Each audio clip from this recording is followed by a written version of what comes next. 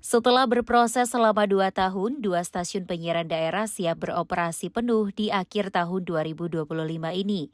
Hal ini disampaikan Direktur Umum LPP TVRI, Rika Damayanti, saat didampingi Komisi 7 DPR RI dalam kunjungan kerja ke Ambon pekan lalu. Menurut Dirum, kedua stasiun baru yang akan diresmikan yakni TVRI Stasiun Banten dan Stasiun Maluku Utara. Dikatakan kedua stasiun baru ini sudah melakukan siaran percobaan sejak dirintis di akhir tahun 2023 lalu.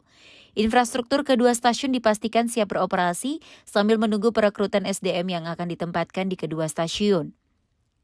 Alhamdulillah yang telah kita rintis sejak mungkin hampir 2 tahun lalu lah ya untuk Banten dan Maluku Utara. Tahun ini kita sudah mendapatkan persetujuan dari Kementerian Pan-RB sehingga sekarang TVRI berjumlah 34 stasiun penyiaran dan 2 stasiun baru ini statusnya masih C karena dia adalah stasiun baru. Tentu ada banyak hal yang sekarang sedang kita lakukan tindak lanjut ya. Karena apa? Karena sebagai sebuah stasiun baru dari sisi infrastruktur sudah terbangun.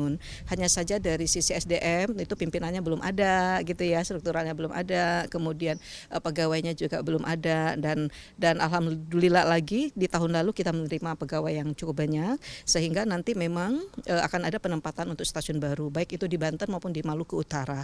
Tentu yang prioritas adalah teman-teman di stasiun induknya ya, di samping juga dengan stasiun yang berada berdekatan dengan stasiun baru tersebut. Kehadiran 2 stasiun penyiaran daerah ini akhirnya menambah daftar TVRI daerah yang dapat diakses seluruh lapisan masyarakat di Nusantara. Jumlah stasiun penyiaran daerah milik TVRI kini menjadi 34 stasiun. Untuk kebutuhan SDM, Direktur Umum TVRI pastikan akan direkrut dari stasiun induk maupun stasiun penyiaran terdekat. Tim Liputan melaporkan.